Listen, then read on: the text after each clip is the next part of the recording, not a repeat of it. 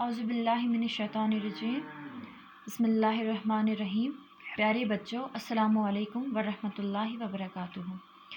जैसे कि आप जानते हैं, कल हमने पढ़ा था श्री रामचंद्र जी का आधा हिस्सा, जो कि पेज नंबर 37 पे था, और आज हम पढ़ेंगे पेज नंबर 38 का ये वाला हिस्सा।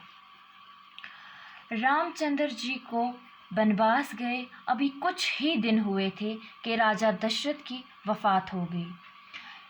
रामचंद्र जी को बनवास गए। बनवास का मतलब है जंगल में रहना, कि जंगल में रहते हुए रामचंद्र जी को अभी कुछ ही वक्त हुआ था कि उनके वालिद राजा दशरथ की वफ़ात हो गई। अब भरत को राजगद्दी पर बैठने के लिए कहा गया, जबकि आप जानते हैं भरत रामचंद्र जी के भाई का नाम है। लेकिन वो चूँकि रामचंद्र जी से बेपनाह मोहब्बत करते थे, मोहब्बत का मतलब है प्यार, इसलिए उन्होंने गद्दी पर बैठने से इनकार कर दिया। इनकार का मतलब है कि जब उन्हें गद्दी पर बैठने का हुक्म दिया गया तो उन्होंने उसको मना कर दिया। वो रामचंद्र जी को ढूंढने निकल पड़े। रामचंद्र जी अपने बाप का हुक्म पूरा करना चाहते थे, इसलिए उन्होंने भरत की फरमाइश ठुकरा दी और अयोध्या वापस आने से इनकार कर दिया। अयोध्या, जो कि आप जानते हैं रामचंद्र जी जहाँ रहते थे उस जगह का नाम है। भरत को मायूसी हुई। भरत रामचंद्र जी की खड़ाओं अपने साथ लाए और उन्हें गद्दी पर रखकर रामचंद्र जी के नाम से राज करने लगे।